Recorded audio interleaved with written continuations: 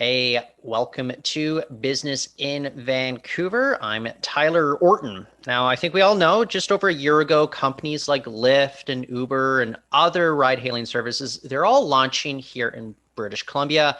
But then a few weeks later, the pandemic hit and much of the economy shut down. And I think we kind of went into a bit of a limbo mode for many, many industries. And I want to do a check-in on the state of ride hailing, ride sharing right now. And with us, joining us once more, it is Peter Lukomskyj. He is Lyft's general manager for British Columbia. Peter, thanks for joining us on the show once again. Pleasure to be here. Hey, Tyler. So I'm curious. Okay, we're going to be looking towards the summer. People are going to be getting vaccinated. I think a lot of folks are excited about things returning to some sort of sense of normalcy here. What do you anticipate with regards to people, taking up these ride-hailing services again, like getting used to traveling around once more? Do you anticipate that there will be more uptake moving forward? Well, I think as vaccines roll out, I think everybody's looking forward to those days where we can just get out and start exploring the region again, start enjoying the region again. And with only really 7 weeks of operating before the pandemic hit, services like Lyft are really here to help people move around and enjoy the region. That and also provide an earning opportunity. So when we launched, really, we came here to help people move around the region, but also provide that earning opportunity for people who wanted to take people around. So as vaccines roll out, we really see this as an opportunity for Metro Vancouverites to really rediscover and maybe some for the first time discover what Lyft can bring to them. Well, I'm curious because I realize it's a very small sample size, those 7 weeks, as you mentioned, before the pandemic hit. But what were those 7 weeks telling you with regards to the way that people were going about adopting these services here in British Columbia? Because it was just very much kind of stop and go in terms of getting some sort of foothold here in this province for about a decade until we finally had the regulatory approval. What did you find out about British Columbians in those 7 weeks right before the pandemic? Well, I think what we found out was that British Columbians love having a choice in the types of transportation modes that they have. We have some of the best transit infrastructure in the world in Metro Vancouver. People love using transit here. We've got some of the other great infrastructure pieces like our ferries and other parts of the transportation network. But what people were really looking for was other options. Ride sharing really brought another option to Metro Vancouverites.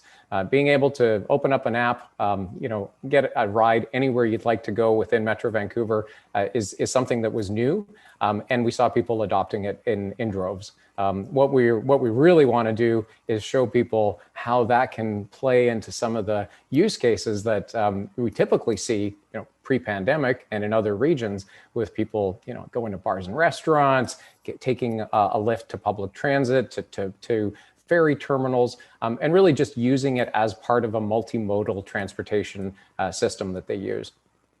It seems like it was an entirely different reality, a year and a half ago, what we were living in terms of transportation, transit, which is in far more use. But now we've seen a lot of people shift over to single occupancy vehicles. We keep seeing all these stories about bicycles being in very, very low supply. Transportation has changed. I'm wondering, are you guys going to be anticipating maybe there's going to be ways in which people will be tapping your services moving forward? And maybe how do you kind of adapt to that, especially if it's a service that's still very relatively new here in British Columbia? Yeah, the thing that Lyft founders always imagined was a world built around people and not cars, actually, and the vehicle being something that's used a lot more efficiently than it is today, with most people, that own a car, having that car sit idle for 95% of the time. When you share a car, when you call a ride on demand, you're using that vehicle, that resource very efficiently. And so we're hoping that people will really reevaluate their transportation needs and say, what is it that I really need to get around? And how can I best use the options that are available to me, which include transit, which include bikes, which include walking, which include ride sharing with Lyft. And really seeing, what's the best way for me to get around with the best use of resources. Do you think, just maybe it might have to be anecdotal, or maybe just your general gut instinct, but do you think people will just feel that much safer, getting out and about, moving forward into the summer, thinking if we are, like, we're already past 50% of the eligible population here in British Columbia getting at least one dose.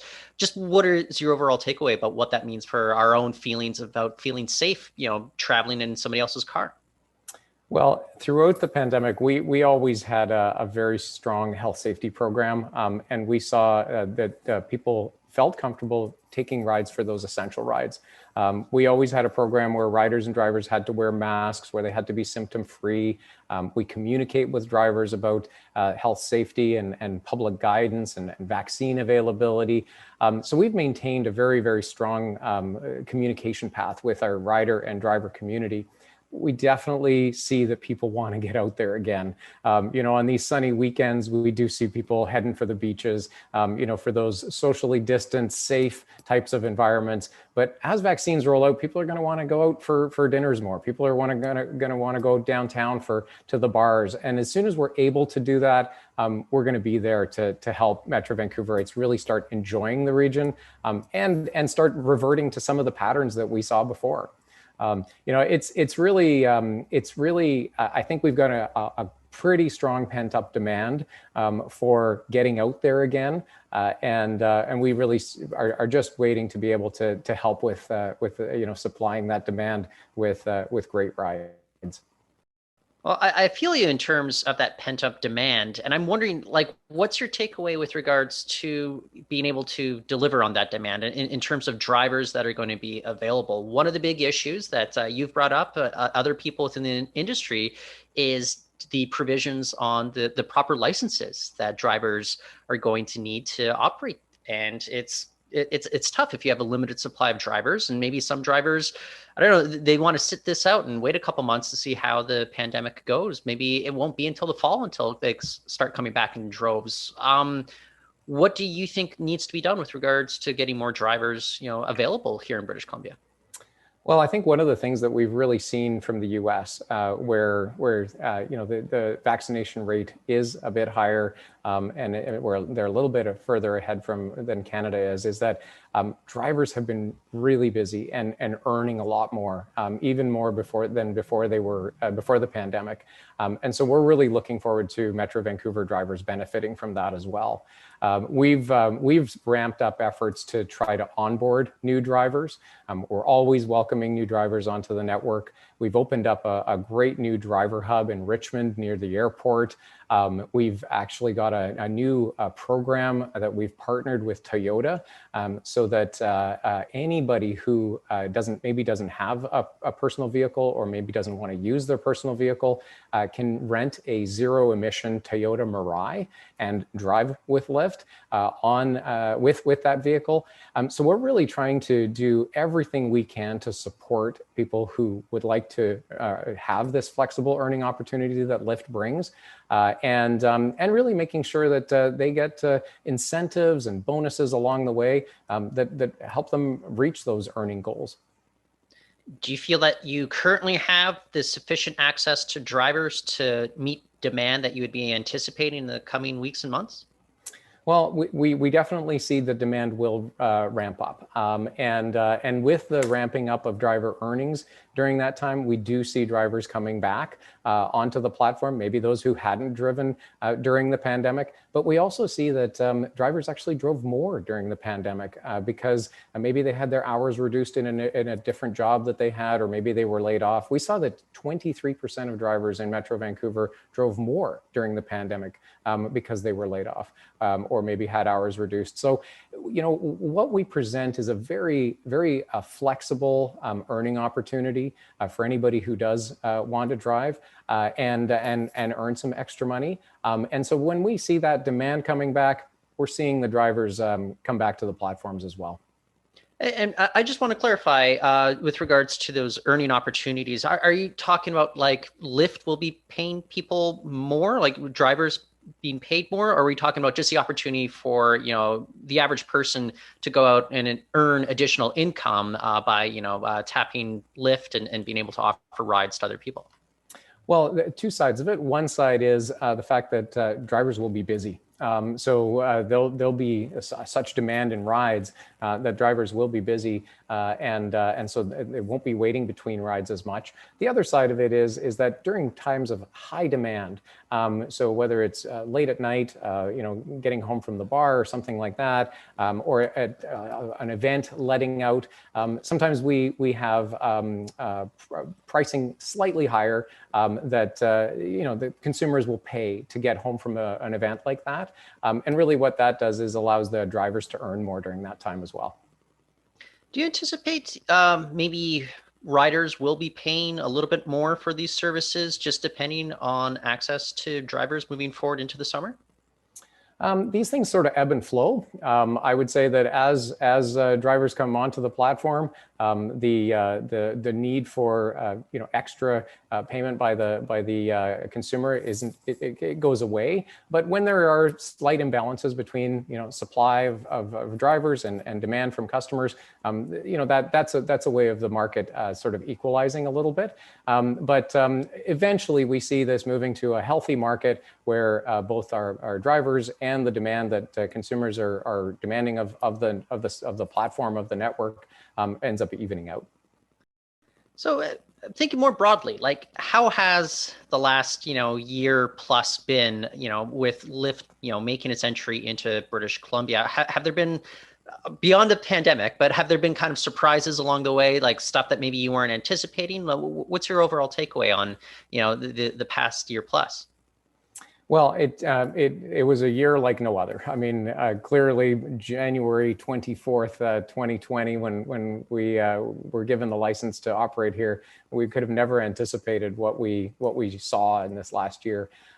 We learned a lot about how Metro Vancouverites move around the region, even despite the pandemic. We saw that Metro Vancouverites enjoy patios and enjoy beaches, and those who do use us, we're still using us to commute to essential work or potentially to transit stations. We learned a lot about what Metro Vancouverites like and what they like to do, and really that's what we learned over the last year. We can't wait to be here to provide Vancouver with transportation that's needed to really start enjoying the region again. We've seen a lot of essential cases. We've seen a lot of things that when things opened up slightly, we saw people heading to the beaches. We saw people heading to maybe outdoor patios, ferry terminals, things like that. But really the outpouring of demand is something that we're really looking forward to in the coming months. Once that vaccination rate gets high enough and people want to start moving, people are allowed to start moving. We can't wait to be there for that. Peter, correct me if I'm mistaken, but you are a Lyft driver, right? I am a Lyft driver. Absolutely. I've taken people all around the region. Do you think you might give it another go just in the coming weeks and months, just kind of feel how things are going? It's going to feel different. Like, I think I've tried Lyft in like other cities before it came to Vancouver, and I just get the distinct impression that things are just going to feel a little bit different moving forward. I'm wondering if you might test that out on the road yourself. Well, I've driven during the pandemic myself. I did get out. I actually drove in one of our new Mirai Toyota rental vehicles, which was great. It was really a beautiful ride and a very, very affordable option for drivers as well. Toyota, through their Kinto Share program, rents that car to drivers. And so I took one of those for a few days and really enjoyed it. During the pandemic, the people that I drove needed to get to where they were getting, whether that was taking somebody to drop something off at a friend's house, whether it was going and to a grocery store. Look, I'm looking forward to bringing some people home from the bar on a Friday night from Granville Street, taking them to Surrey or wherever they need to go. I'm really looking forward to some of those use cases coming back, and I can't wait to be there for part of that. Well, excellent. Peter, really appreciate you taking the time to chat with us today.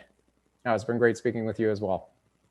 That is Peter Lukomskyj. He is the general manager for British Columbia for Lyft, and that is it for the show today. But we'll be back soon. In the meantime, you can go to BIV.com. More interviews, more stories up there. In the meantime, I just want to thank everyone for listening, and I'm Tyler Orton.